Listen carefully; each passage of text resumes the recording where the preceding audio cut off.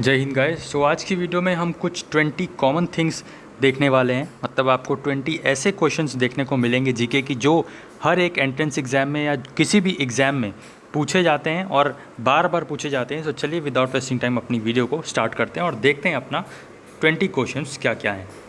So first question आपकी screen पर है, इंडियन कॉन्स्टिट्यूशन एडॉप्टेड ऑन। अब यहाँ पे दो तरीके के क्वेश्चंस बनते हैं, पहला एडॉप्टेड ऑन और दूसरा होता है कि साइंड ऑन।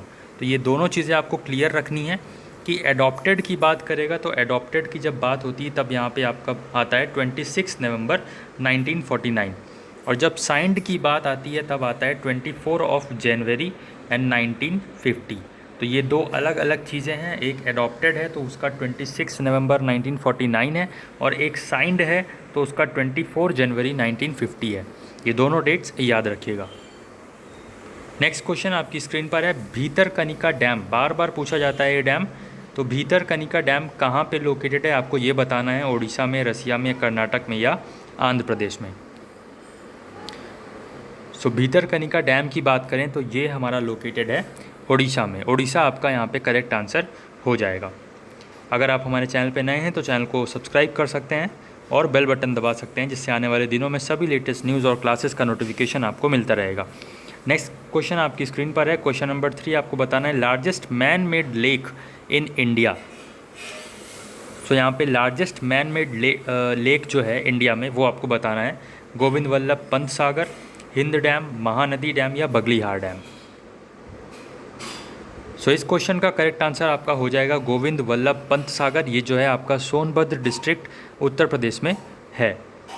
नेक्स्ट क्वेश्चन पे चलते हैं और देखते हैं हमारा अगला क्वेश्चन क्या है, ex officio chairman of Rajya Sabha. ये भी क्वेश्चन बार बार पूछा जाता है, जैसा कि मैंने आपको स्टार्टिंग में ही कहा था कि ये 20 क्वेश्चंस ऐसे हैं जो बार बार आपके किसी भी एग्ज़ाम में, चाहे वो एंट्रेंस एग्ज़ाम हो या फिर कोई कॉम्पिटिटिव एग्ज़ाम हो, उसमें भी बार बार ये ऐसे क्वेश्चंस देखने को मिलते हैं। सो अगर ex officio chairman of Rajya Sabha की बात करें तो यहाँ पे आपका वाइस प्रेसिडेंट करेक्ट आंसर हो जाएगा। वाइस प्रेसिडेंट जो होते हैं वो यहाँ पे एक्स ऑफिशियो चेयरमैन कहलाते हैं राज्यसभा के, और लोकसभा का स्पीकर होता है। यहाँ पे क्वेश्चन नंबर 5 की बात करें तो CJI is mentioned in which article. बहुत सारे आर्टिकल हैं, आपको पता है 395 आर्टिकल्स हैं, 22 पार्ट्स हैं इंडियन कॉन्स्टिट्यूशन के एंड 12 शेड्यूल्स हैं। फंडामेंटल राइट्स यहाँ पे ड्यूटीज़ की बात करें तो यहाँ पे 11 है और फंडामेंटल राइट्स 6 हैं, तो ये भी आप याद रखिएगा। बहरहाल इस क्वेश्चन का सही आंसर देखें तो 148 करेक्ट आंसर हो जाएगा। CJI जो है हमारा chief justice of India, present में बोबड़े यहाँ पे रमणे जी हैं, और यहाँ पे जो 148 आर्टिकल है इसमें आपका CJI की बात की जाती है। नेक्स्ट क्वेश्चन आपकी स्क्रीन पर है, abolition of untouchability is in which article. तो एबॉलिशन, अस्पृश्यता का जो यहाँ पे निषेध किया जाता है वो किस आर्टिकल में आपका मेंशन है। तो 14, 15, 16 या 17। तो यहाँ पे करेक्ट आंसर जो होगा वो आपका हो जाएगा option number D, 17 is the correct answer. Article 17 जो हमारा बात करता है वो बात करता है एबॉलिशन ऑफ अनटचेबिलिटी की। नेक्स्ट क्वेश्चन है, गीतांजलि के लिए रविंद्रनाथ टैगोर को नोबेल प्राइज़ मिला था। आपको ये भी याद रखना है, और कब मिला था तो ये भी याद रखना है, 1913 में इनको मिला था, जिसका यहाँ पे इन्होंने 1919 में इसको वापस कर दिया था। किस लिए वापस किया था कमेंट बॉक्स में आप लोग कमेंट करके बताइएगा। नेक्स्ट क्वेश्चन पे चलते हैं, क्वेश्चन नंबर 8 आपके सामने है, जो यहाँ पे बॉर्डर लाइन है बिटवीन इंडिया एंड पाकिस्तान। तो इंडिया और पाकिस्तान के बीच की जो बॉर्डर लाइन है या बॉर्डर रोड है उसे हम क्या बोलते हैं। तो Durand line, Radcliffe line, जेमिगोट लाइन या इंडो पाक लाइन। अगर सेशन अच्छा लग रहा हो और वीडियो यहाँ पे जो क्वेश्चंस हैं वो आपको अच्छे लग रहे हो तो लाइक ज़रूर करिएगा और कमेंट बॉक्स में अपने रिव्यूज़ भी ज़रूर दीजिएगा। सो इस क्वेश्चन का सही आंसर देखें तो आपका रेड क्लिफ लाइन जो हो जाएगा, इंडिया और पाकिस्तान के बीच की जो बॉर्डर लाइन है उसे हम रेड क्लिफ लाइन भी कहते हैं। नेक्स्ट यहाँ पे कॉमन क्वेश्चन है, नेशनल सॉन्ग ऑफ इंडिया। तो यहाँ पे दो चीज़ें हैं, एक सॉन्ग है और एक एंथम है। ठीक है, आप में से बहुत कुछ लोगों को ये सब चीज़ें क्लियर होंगी, बट ये क्वेश्चंस हैं और बनते हैं, और जब आपका एग्ज़ाम होता है तो अलग ही प्रेशर रहता है, तो ऐसे कॉमन क्वेश्चंस भी आप लोग गलत कर देते हो। तो इसलिए मैंने आपको एक रिवाइज़ के पर्पज़ से भी आप ले सकते हो, या फिर अगर नहीं पता है तो आप जान लीजिए अब। तो यहाँ पर नेशनल एंथम की जब बात करते हैं तो आपको याद रखना है कि जन गण मन होगा, ठीक है, रविन्द्रनाथ टैगोर। और जब नेशनल सॉन्ग की बात करें तो वंदे मातरम, बंकिम चंद्र चटर्जी, आपको ये याद रखना है। ठीक है, वंदे मातरम नेशनल सॉन्ग है इंडिया का, याद रखिएगा। नेक्स्ट यहाँ पे बात करें, sex of a child is determined by. Question number 10 है, आपको बताना है कि जो चाइल्ड का जो सेक्स है, फीमेल है या मेल है, वो किस से डिपेंड मतलब डिटरमाइन हम कर सकते हैं, प्रोटीन से, स्टोन से, स्पर्म काउंट से या फिर क्रोमोसोम से। तो इसका यहाँ पे ऑप्शन नंबर डी यहाँ पे करेक्ट हो जाएगा। Option D is correct answer. Chromosome से हम यहाँ पे किसी भी चाइल्ड का यहाँ पे सेक्स डिटरमाइन कर सकते हैं कि वो मेल है या फीमेल है। ईएमआई आप लोगों ने बहुत सुना होगा, ईएमआई का फुल फॉर्म आपको बताना है। तो equated monthly instalment, equated money installation, equal monthly instalment या फिर इक्विटी मंथली इंस्टॉलमेंट। तो ईएमआई आपने बहुत सुना होगा, तो इसका फॉर्मूला भी आपको यहाँ पे जो फुल फॉर्म है वो भी आपको पता होना चाहिए। ऑप्शन नंबर बी जो आप देख रहे हैं, इक्वेटेड मनी इंस्टॉलेशन, ठीक है, सॉरी यहाँ पे ऑप्शन नंबर ए जो है वो करेक्ट होगा, equated monthly instalment. Equated money monthly instalment यहाँ पे आपका सही आंसर हो जाएगा। ई फॉर हो जाएगा आपका equated, M for monthly and I is for instalment. Okay, next यहाँ पे चलते हैं। तो नेक्स्ट क्वेश्चन आपकी स्क्रीन पर है, क्वेश्चन नंबर 12 आपकी सामने है। बताना है आपको इंडियन कोस्टल स्टेट्स कौन कौन से हैं या कितने नंबर ऑफ हैं यहाँ पे, तो वो बताना है, 7 है, 8 है, 9 है या 10 है।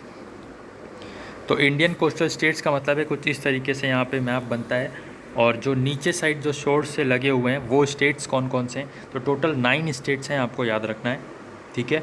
नेक्स्ट यहाँ पे चलते हैं। तो आईएनसी की जो फर्स्ट वुमेन प्रेसिडेंट की बात करें तो कौन था। इंडियन नेशनल कांग्रेस जिसका फॉर्मेशन 1885 में हुआ था, यहाँ पे फर्स्ट वुमेन प्रेसिडेंट कौन था आपको बताना है। ये जो ऑप्शंस दिए हुए हैं, इस ऑप्शंस के हिसाब से अगर मैंने पूछा है कि एनसी की फर्स्ट वुमेन प्रेसिडेंट, तो आप लगाएंगे एनी बेसेंट।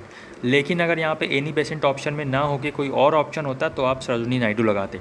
और एक चीज़ कि यहाँ पे अगर फर्स्ट वुमेन प्रेसिडेंट सिर्फ पूछा जाएगा तो आप एनी बेसेंट लगाएंगे, लेकिन पूछा जाएगा कि फर्स्ट वुमेन इंडियन प्रेसिडेंट, तब आप वहाँ पे सरोजिनी नायडू लगाएंगे। तो ये भी 2 क्वेश्चन हैं, आप यहाँ पे क्लियर रखिएगा अपने दिमाग में। नेक्स्ट यहाँ पे बात करें तो फर्स्ट सत्याग्रह इन इंडिया। अब इस क्वेश्चन में भी 2 चीज़ें बनती हैं। पहला ये कि यहाँ पे लिखा है कि फर्स्ट सत्याग्रह इन इंडिया, जब इंडिया की बात करेगा तो चंपारण सत्याग्रह जो है वो यहाँ पे करेक्ट आंसर हो जाएगा, गांधी जी का 1971 का। अगर इन इंडिया नहीं लिखा होता, सिर्फ फर्स्ट सत्याग्रह लिखा होता और ऑप्शन में अगर आपको 1906 दिया होता तो 1906 आपका करेक्ट आंसर होता, जो कि साउथ अफ्रीका में गांधी जी ने फर्स्ट टाइम अपना ये सत्याग्रह शुरू किया था। तो ये अलग अलग क्वेश्चन हैं, याद रखिएगा, एक इंडियन लेवल पर है और एक वर्ल्ड लेवल पर। नेक्स्ट क्वेश्चन पे चलते हैं और देखते हैं हमारा अगला क्वेश्चन क्या है। पीडीएफ का फुल फॉर्म आपको बताना है। जैसे ईएमआई का अभी फुल फॉर्म हमने देखा, वैसे ही पीडीएफ का फुल फॉर्म आपको बताना है। Port docs flow, portable document file, portable docs file या फिर पोर्टेबल डॉक्यूमेंट फ्लो। तो पीडीएफ का यहाँ जो आपको फुल फॉर्म है वो आपका ऑप्शन नंबर बी करेक्ट हो जाएगा, पोर्टेबल डॉक्यूमेंट फाइल। ये हमारा करेक्ट आंसर हो जाएगा क्वेश्चन नंबर 15 के लिए। पीडीएफ का full form portable document file. Next question पे चलते हैं। तो उड़ान, उड़े देश का आम नागरिक, इसका फुल फॉर्म है। ये किस ईयर में स्टार्ट हुई थी, किस सन में स्टार्ट हुई थी आपको बताना है। 2015 में, 1905 में, 2000 में या फिर 2016 में। तो उड़े देश का आम नागरिक, इसका आपको फुल फॉर्म भी याद रखना है, उड़ान। और यहाँ पे देखें तो किस ईयर में स्टार्ट हुआ था, तो 2016 में, ये 2016 इज़ द करेक्ट आंसर हो जाएगा। 2016 में इसका स्टार्ट हुआ था, ठीक है, उड़ान का। नेक्स्ट यहाँ पे चलते हैं। क्वेश्चन नंबर 17 आपकी स्क्रीन पर है। First Indian women mountaineer to reach Mount Everest. First Indian women mountaineer to reach Mount Everest. तो बचेंद्री पाल यहाँ पे करेक्ट आंसर आपका हो जाएगा, आपको याद रखना है। नेक्स्ट यहाँ पे बात करते हैं क्वेश्चन नंबर 18 की। तो क्वेश्चन नंबर 18 है आपका, आर्य समाज वॉज फाउंडेड बाय। ठीक है, यहाँ पे बहुत सारे समाज हैं, लेकिन आर्य समाज एक ऐसा समाज है जिसके बारे में क्वेश्चंस अगेन एंड अगेन पूछा जाता है। सो दयानंद सरस्वती, स्वामी विवेकानंद, एमजी रनाटे बोल सकते हैं, या फिर एससी बोस, सुभाष चंद्र बोस। तो यहाँ पे क्वेश्चन नंबर 18 का अगर हम देखें तो आर्य Samaj was founded by, Arya Samaj was founded by Dayanand Saraswati. Swami Dayanand Saraswati आपका यहाँ पे करेक्ट आंसर हो जाएगा। आर्य समाज के लिए किसने फाउंड किया था, तो दयानंद सरस्वती जी ने फाउंड किया था। क्वेश्चन नंबर 19 पे चलते हैं। सत्यमेव जयते हैज़ बीन टेकन फ्रॉम। सो सत्यमेव जयते जो हमारा एक मोटो है वो कहाँ से लिया गया है, ऋग्वेद से, सोमवेद से, यजुर्वेद से या फिर मुंडकोपनिषद से।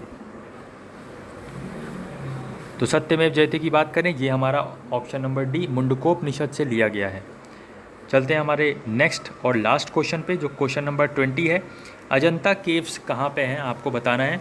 उत्तर प्रदेश में, महाराष्ट्र में, मध्य प्रदेश में या फिर गुजरात में? तो अजंता केव्स हमारी महाराष्ट्र में है, ऑप्शन बी आपका करेक्ट आंसर हो जाएगा।